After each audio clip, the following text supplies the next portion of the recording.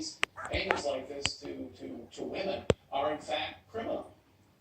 Right. I mean, again, non-disclosure agreements by themselves are not. It gets trickier as you start to get into campaign finance law to figure out where the funding comes from.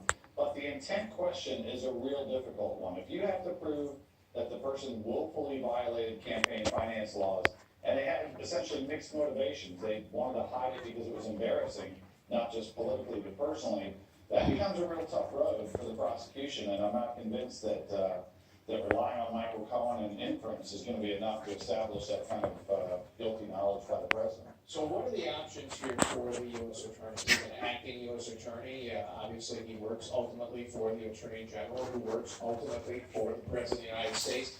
You and I both know the Southern District in New York is a pretty independent part of the Justice Department. But do they have an option to actually indict the sitting president? I know Justice Department guidelines say you're not supposed to do that.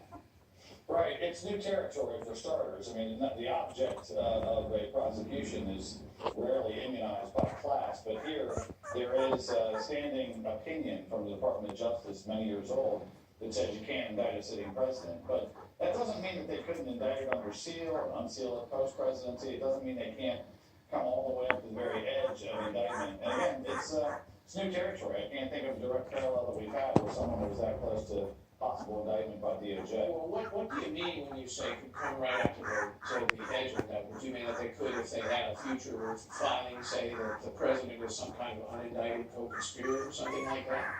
Well, they've all done that in the Cohen statement of facts for sentencing, but yeah, they could essentially build up their case, either indict it under seal and unseal it after the presidency, or if they're really feeling rebellious to main justice, they could basically announce that they've indicted and see where the chips fall. And like the litigation that happens after that, would be a really dramatic moment. Not predicting it, but it's certainly a possibility with the Southern District. Well, but if they did that, surely the courts would side with the ultimate responsibility with the Attorney General. I mean, I can't imagine he wouldn't be able to give an order to a U.S. Attorney. No, absolutely. The Attorney General could do that. The question is how much of a full-scale rebellion do you have? I mean, the Southern District could essentially let it be known they have an indictment. The Attorney General could be put in a very uncomfortable position of saying we don't enforce indictments against sitting presidents. And, yeah, there's probably no court appearance, but a few years later we sort out what that all means. Yeah, it's an ugly political event. So, I mean, it seems to me that a lot of these have given here, we have a lot of time.